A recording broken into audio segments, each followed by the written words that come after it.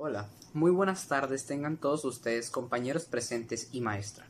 El día de hoy mi equipo viene a presentarles una exposición acerca de la importancia de la materia, la cual es química inorgánica, dentro de las ciencias de la salud como son la medicina y la biomedicina. Mi equipo está conformado por Michelle Castillo, Yair Ceseña, su servidor José Hernández, Daniel Valdés y Diego Valencia. Para entender mejor la importancia de la química inorgánica, tenemos que saber lo que es esta. Esta es la rama de la química que se encarga del estudio integrado de la formación, composición, estructura y reacciones químicas de los elementos y compuestos inorgánicos. Es decir, trata la estructura y las propiedades de los compuestos que no llevan carbono como lo haría la química orgánica. Sin embargo, hay algunos compuestos del carbono que sí se estudian dentro de la química inorgánica que más adelante veremos. Los productos químicos inorgánicos más estudiados principalmente son los ácidos y las bases, como el ácido sulfúrico, clorhídrico o el hidróxido de sodio o sosa cáustica.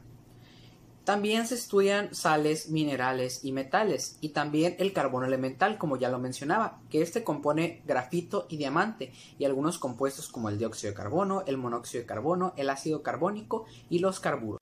Pero los elementos químicos estudiados no son obra del Espíritu Santo, por así decirlo, puesto que estos tienen un origen estelar.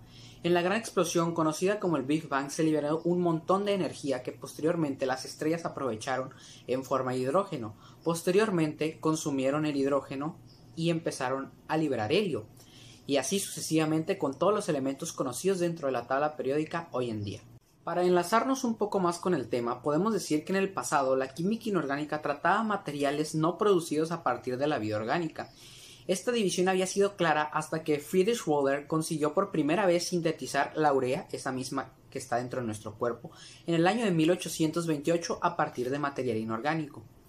Los laboratorios de hoy en día pueden producir casi cualquier sustancia orgánica mediante la química moderna. Sin embargo, la distinción aún resulta útil porque los mecanismos de reacción y las estructuras de los materiales difieren en la química orgánica y en la inorgánica. Así, podemos dar paso a observar los inicios de la química inorgánica dentro de la salud. Ahora comenzaremos a hablarles sobre lo que son los inicios de la química inorgánica en la salud, comenzando desde que los compuestos inorgánicos se remontan desde el mundo antiguo con varios usos. En primer lugar tenemos a los egipcios. Estos utilizaban el cobre para poder esterilizar el agua para usos propios y domésticos. En segundo lugar tenemos a los chinos.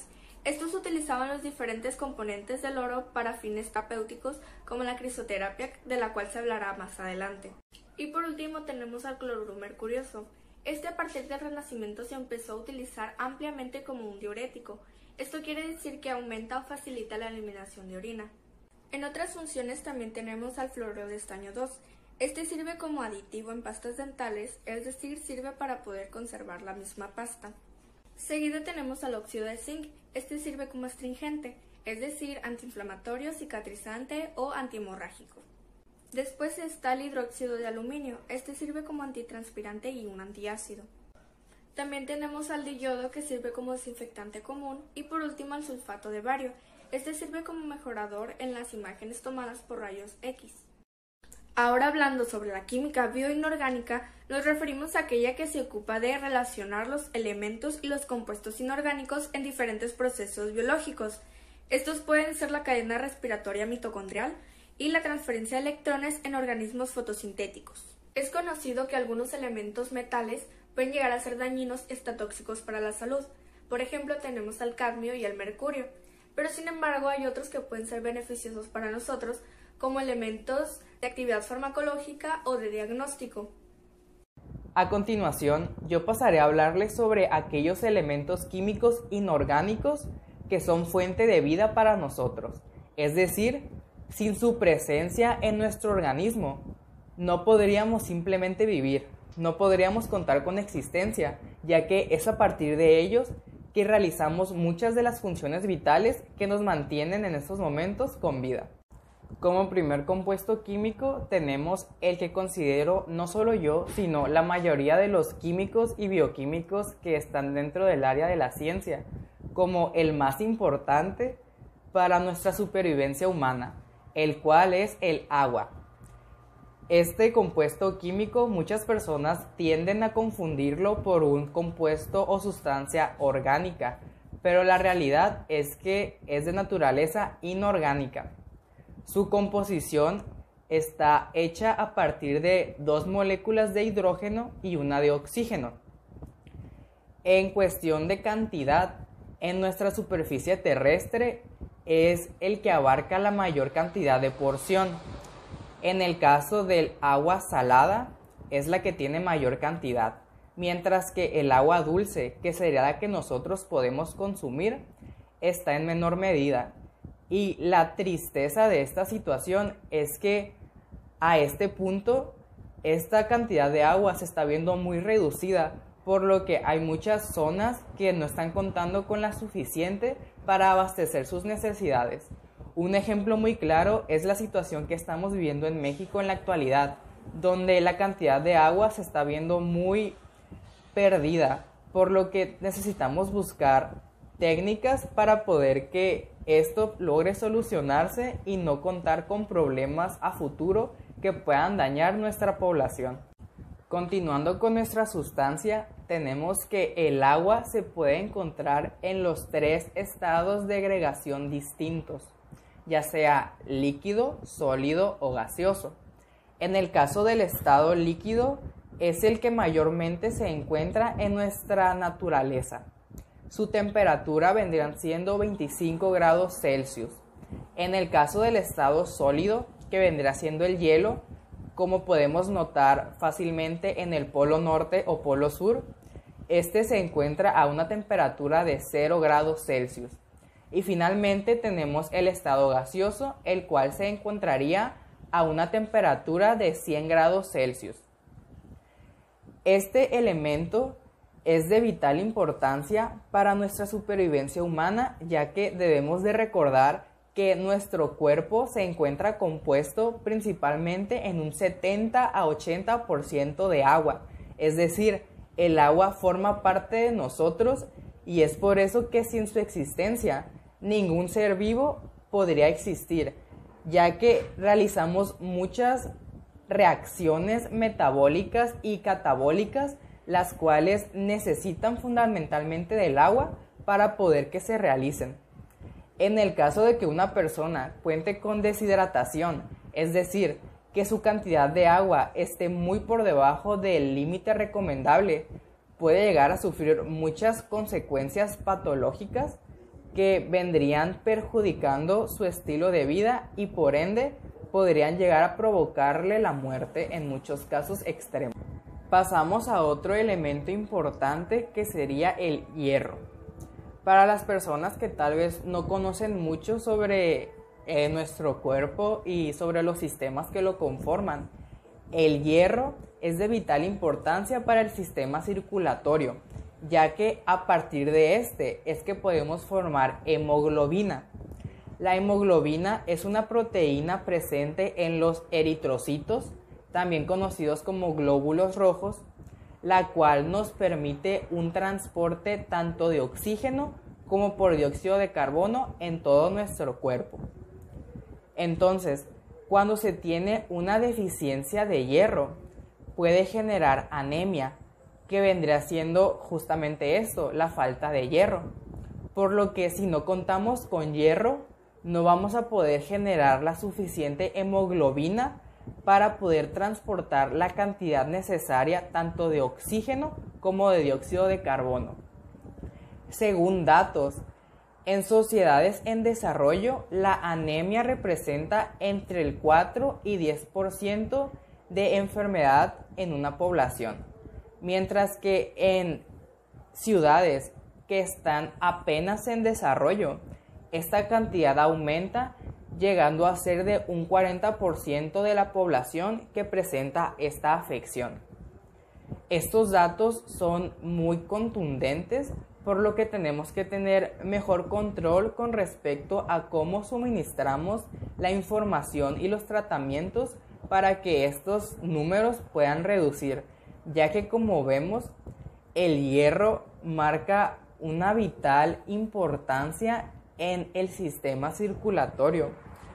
Y si nos ponemos a pensar en ello, es algo muy fuerte, porque sin el hierro no vamos a poder generar hemoglobina, que no va a poder transportar oxígeno, por lo que nuestras células se van a ver muy devastadas, ya que el oxígeno es una de las fuentes esenciales para generar energía en el organismo. Continuando ahora con un elemento inorgánico vital, sería el calcio.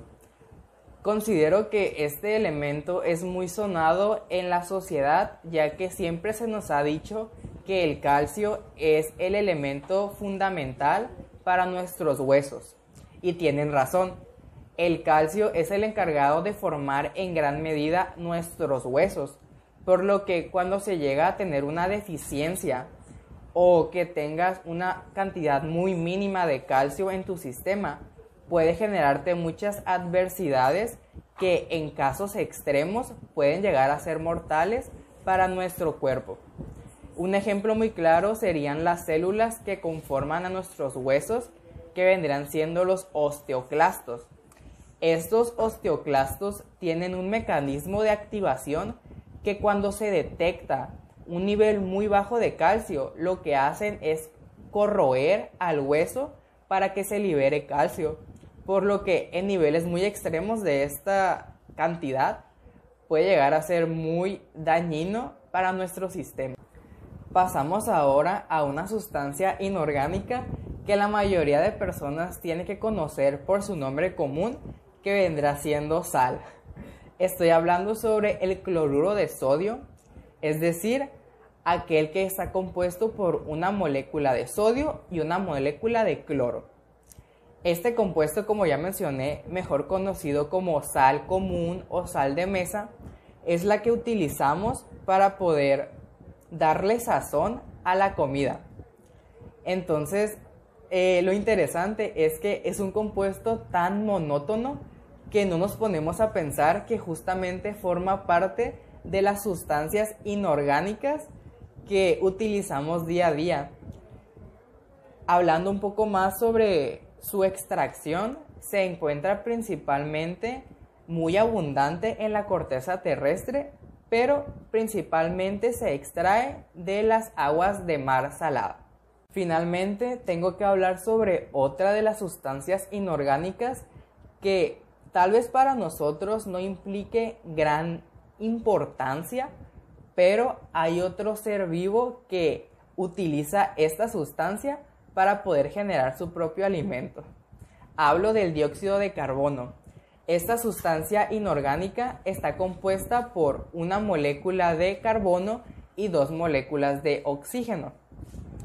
Desde primaria se nos ha enseñado que el dióxido de carbono vendría siendo el producto posterior a la expiración, es decir, posterior a nosotros exhalar. Este dióxido de carbono se encuentra también muy abundante en nuestra atmósfera y es a partir de procesos metabólicos, como ya mencioné, la ventilación, que se puede generar, pero también se puede generar por otro tipo de mecanismos como la fermentación o también la quema de productos.